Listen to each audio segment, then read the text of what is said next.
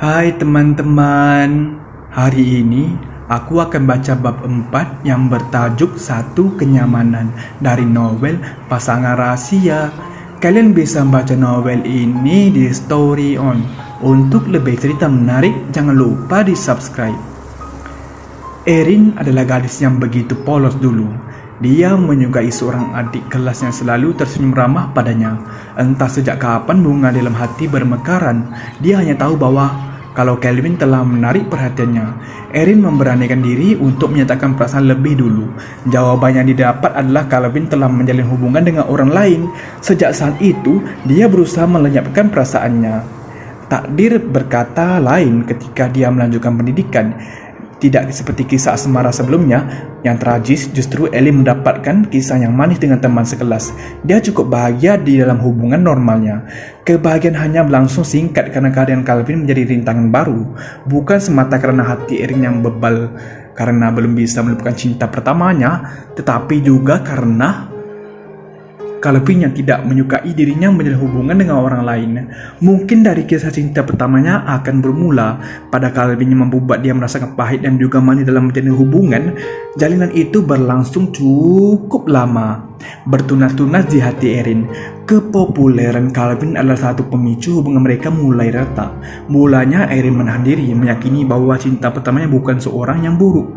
Namun seiring waktu, Erin tidak dapat menghindari kenyataannya. Bagi Calvin, dekat dengan banyak teman perempuan adalah hal biasa, tetapi bagi Erin tidak begitu. Ada saat di mana dia tidak ingin menoleransi karena tidak dihargai. Jadi mereka memutuskan untuk mengakhirinya. Entah takdir apa yang membuat mereka dipertemukan lagi sebagai rekan satu tim. Sudah pasti akan ada banyak penentangan dalam jiwa karena Erin harus melihat orang yang telah menyakiti hatinya berulang kali. Mungkin kau sudah lupa mengenai apa yang terjadi di masa lalu dan harus diingatkan kembali. Engkau adalah seorang playboy di balik tampang baikmu, Calvin Tanner. Calvin melihat sekeliling di mana orang-orang memandangi mereka. Kemudian dia mulai pada Erin kembali. Aku memang sangat buruk dan menyesalinya. Karena itu, aku begitu senang saat mengetahui kalau kita berada di perusahaan yang sama. Kau harus tahu kalau aku hampir putus asa mencarimu agar aku bisa minta maaf padamu. Setelah apa yang mereka lalui, bagaimana Erin bisa percaya?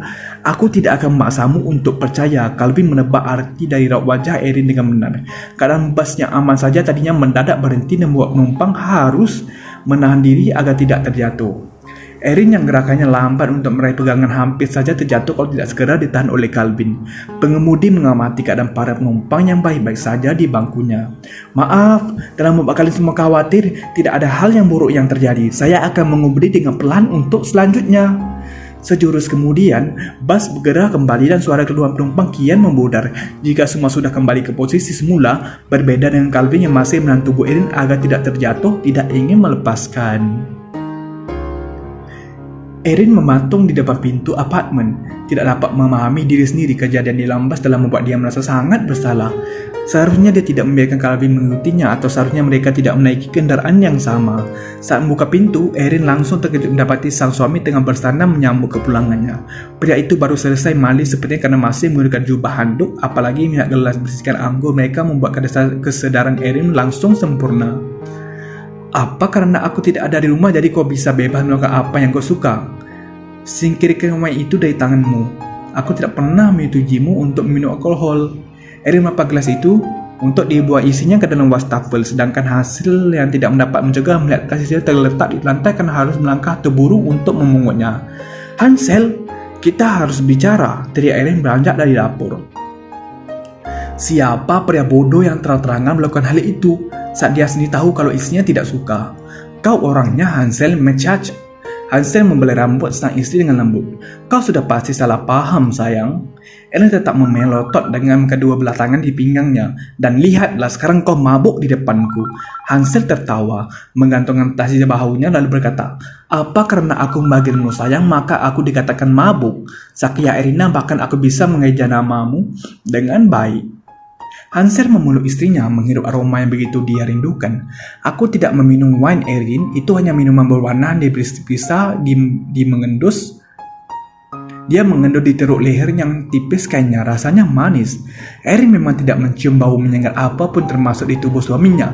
Dia baru sadar mungkin dia terlalu sensitif saat memikir hal yang begitu berat sampai-sampai tidak mengamati betul minuman yang dibuangnya. Apa itu benar? Hansel menarik diri untuk menjauh lalu menunjuk bibi sendiri. Kau bisa membisanya jika ingin. Erin menghembuskan napas pendek, tidak ingin memperpanjang kemarahan yang tidak berarti. Dia berlalu menuju ruang tamu dan mengempaskan tubuhnya di sana. Jadi, untuk apa engkau minumnya seperti seorang Casanova di depanku? Hansel yang mengikuti tadinya juga ikut duduk. Dia memperlihatkan satu kantong kertas kecil di samping sofa yang digunakan untuk membawa hadiah. Di sana ada botol minuman yang telah menimbulkan kesalahpahaman dalam rumah tangganya. Seorang teman memberikannya padaku. Aku tidak menyangka jika engkau akan pulang saat aku sedang menikmatinya. Tapi apa benar aku tidak seperti seorang Casanova? Erin hanya mengintip isi dari kantong sebentar karena dia sudah mengerti kalau semua adalah salah paham. Aku tidak benar-benar menganggapmu begitu. Pria Casanova tidak dapat dipercaya. Mereka akan meniduri banyak wanita tapi tidak berlaku untukmu. Engkau adalah pria yang paling baik yang pernah aku temui. Hansel merona merah mukanya, tidak terpikirkan dirinya akan dipuji. Terima kasih. Aku tidak akan bisa pindah ke lain hati jika setiap harinya kau selalu membuatku jatuh cinta. Mereka saling berpelukan mengatasi rindu dengan kehangatan suhu tubuh masing-masing. Rasa cinta dari keduanya begitu besar dan tidak terpatahkan. Mungkin dalam hubungan mereka selama ini tidak ada kesenangan semata, tetapi mereka berhasil melaluinya hingga berada di titik yang sekarang. Aku mencintaimu, Sakya Erina. Sungguh mencintaimu, ucap Hansel berulang kali. Erin tersenyum lebar, nyaris tertawa, tapi mengatakannya, aku sudah tahu karena bisa merasakan hasratmu yang begitu besar saat ini.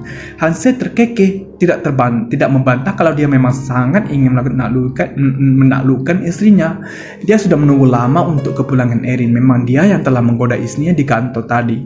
Tetapi justru tindakannya adalah jurang bagi dirinya sendiri.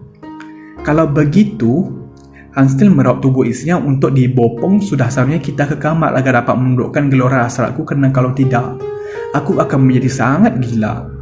Tunggu, gelora? Dari mana kau memberi kata itu? Erin terbahak.